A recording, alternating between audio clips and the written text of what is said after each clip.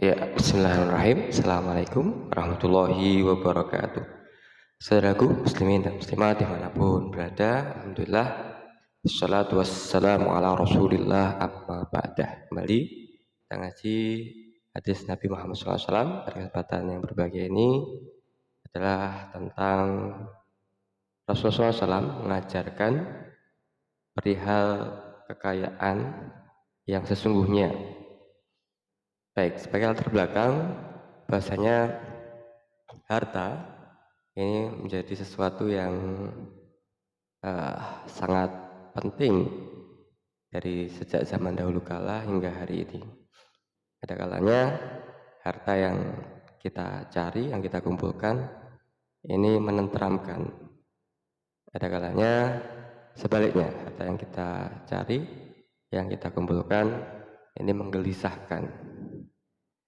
Nah, perlu kita pahami, kita sadari bahwasanya amanah yang diberikan pada kita sekalian berupa jabatan, berupa harta dan kekayaan, ini sebenarnya penuh dengan resiko, penuh dengan tanggung jawab, bahkan disebutkan sebagai penuh dengan fitnah. Fitnahnya akhir zaman, umatnya Nabi Muhammad SAW, yakni adalah fitnah atas harta. Baik, saudaraku muslimin dan muslimah di mana berada, lantas bagaimana supaya kita tidak terkena fitnah harta itu, agar kita tidak tergelincir pada sesuatu yang dilarang karena kita mengeluarkan harta dari jalan yang tidak benar, karena keinginan kita untuk menjadi kaya, menjadi orang yang terpandang dengan jalan-jalan yang tidak selayaknya, tidak seharusnya, jalan-jalan yang menjadikan kita justru akan terhinakan. Baik, saudaraku muslimin dan muslimat di mana berada, mari kita simak sebagai hadis. Bismillahirrahmanirrahim.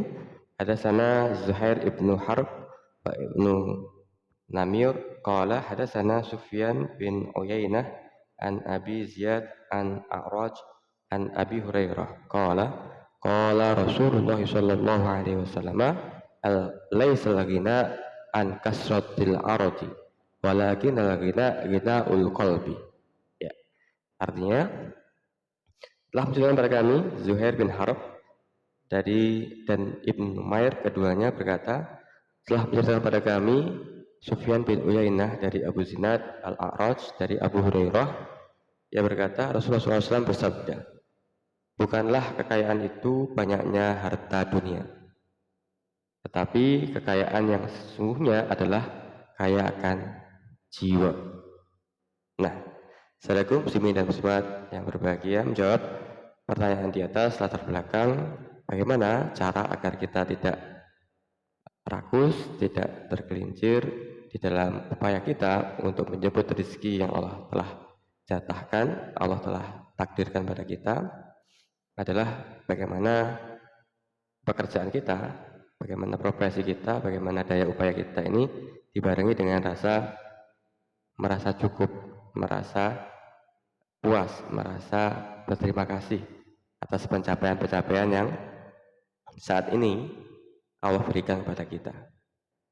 Dengan merasa cukup, inilah kemudian Allah akan mengangkat derajat kita, jadikan ketenangan, ketentraman menyatu di dalam jiwa kita, dan inilah kekayaan sesungguhnya. Laisal ghina an kasratil aradi, bukanlah kaya itu karena banyaknya harta, tetapi walakin ghinaul qalbi, adalah kekayaan itu adalah dengan kayanya hati. Ya.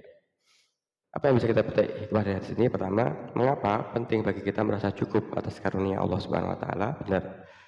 Karena dengan merasa cukup kita lebih mudah untuk bahagia. Rasa bahagia inilah menjadi kekayaan yang hakiki, yang sesungguhnya. Yang kedua, Islam menempatkan harta benda jabatan yang tinggi bukan sebagai kekayaan yang hakiki atau tujuan akhir yang mendatangkan kebahagiaan, yang pasti mendatangkan kebahagiaan. Karena kita pada umumnya masih merasa kurang dan justru bertambah ragus apabila kita melihat ke atas, melihat orang-orang yang lebih kaya daripada kita, lebih tinggi jabatan daripada kita, maka tidak ada puasnya. Terus kita akan merasa kurang dan merasa gelisah. Tanpa rasa cukup tersebut, manusia atau kita memiliki kecenderungan untuk tamak dan rakus terhadap harta dunia, sehingga tidak pernah merasa puas, dan dengan banyaknya harta, dengan tingginya pangkat jabatan yang telah kita miliki. Nah, inilah saudaraku muslimin dan muslimat yang berbahagia. Sungguhnya kekayaan itu adalah bagaimana kita mengkayakan hati kita dengan merasa cukup, bersyukur pada Allah Subhanahu wa taala, mengucapkan alhamdulillahirabbil alamin atas apa yang telah Allah berikan, apa yang telah kita miliki, sehingga Allah pun akan menambah nikmatnya, menambah keberkahan atas karunia yang telah Allah berikan. Baik, yang ketiga, betapa banyak orang kaya tapi tidak bahagia. Ya, kita bisa saksikan orang kaya yang justru sedih karena kaya kemudian dilalah sakit, karena kaya kemudian dilalah ada keluarganya yang kena masalah, kaya ternyata akhirnya korupsi, di penjara. Betapa banyak pejabat tinggi yang memiliki banyak bawahan pengawal namun merasa tidak aman. Maksudnya keamanan pun bukan karena banyaknya pengamanan, banyaknya orang-orang yang menjaga kita, tapi juga dari dalam hati. Ketentraman itu dalam hati kita. Ya, yang keempat, kaya yang selalu diidentikan dengan bahagia menurut hadis Nabi Muhammad SAW berpusat pada jiwa. Laisa ghina an kaswatil mal walakinnal ghina an ghinaul qalbi. Yakni adalah kepuasan batin, merasa cukup, qanaah, ini merasa cukup dengan mensyukuri karunia-Nya adalah kekayaan yang sebenarnya, yang sesungguhnya. Yang kelima, dalam hadis lain Rasulullah SAW bersabda, innahu likulli ummatin fitnah wa fitnatul ummati alma. Sesungguhnya pada setiap kaum itu ada ujian, fitnah yang merusak, menyesatkan mereka. Dan fitnahnya umatnya Nabi Muhammad SAW adalah fitnatul mal, adalah fitnah atau ujian atas harta benda. Yang kelima, apabila seorang menyibukkan diri dengan harta secara berlebihan, ini akan menimbulkan fitnah yang merusak agama seorang. Karena harta dapat melalaikan pikiran manusia dari melaksanakan ketaatan kepada Allah Subhanahu wa taala dan membuatnya lupa kepada kehidupan akhirat. Bagaimana firman Allah Subhanahu wa taala, A'udzubillahi minasyaitonir rajim. Bismillahirrahmanirrahim. Innama amwalukum wa auladukum fitnah.